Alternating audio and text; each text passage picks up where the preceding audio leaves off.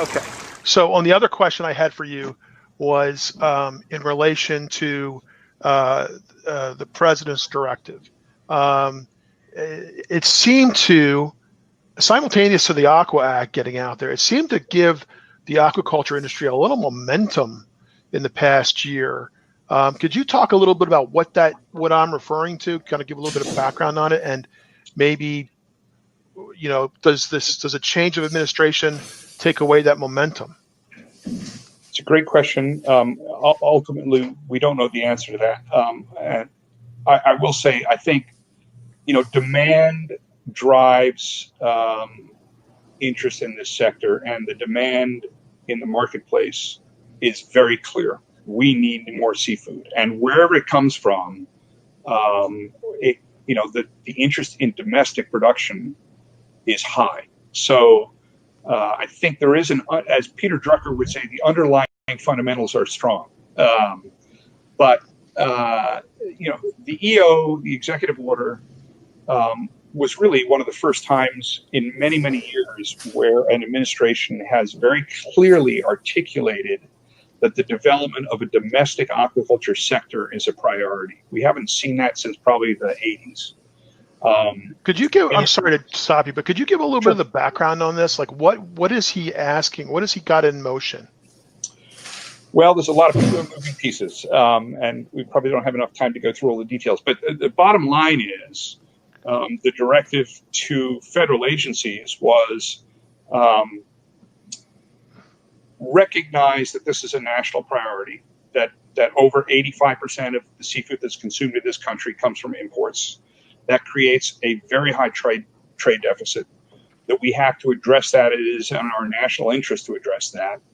And then he gave directives to individual agencies to do a series of specific things and deadlines for doing that. And one of the things that he directed NOAA, the Department of Commerce, and NOAA Fisheries to do was to come up with this National Economic Development Plan.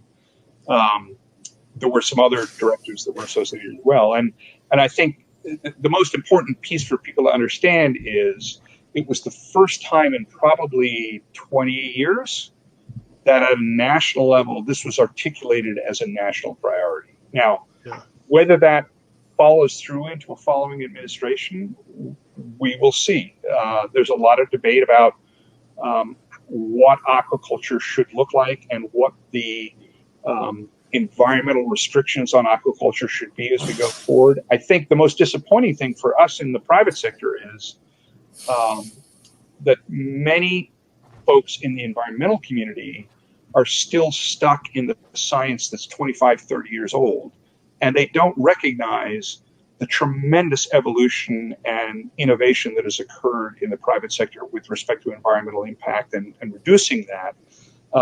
And so, to be very frank about it, if we get a Democratic sweep, I think, from the aquaculture sector, we are concerned that we will be dragged back into debating all that stuff all over again, when in fact,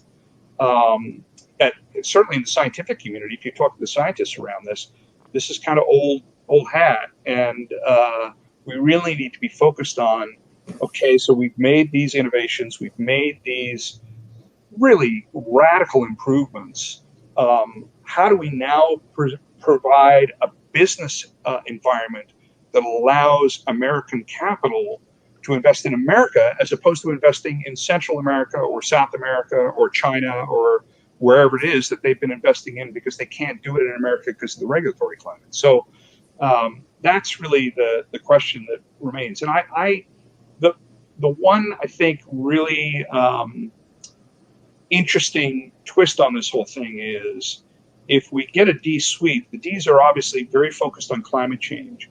And there are a lot of pieces around aquaculture that have a tremendous amount of tools to contribute to managing around climate change and mitigating climate change. And so that's really the question we from the private sector have, is how will we fit in? Will we fit in only on the environmental side, or will we fit in on the business community and business development side as well?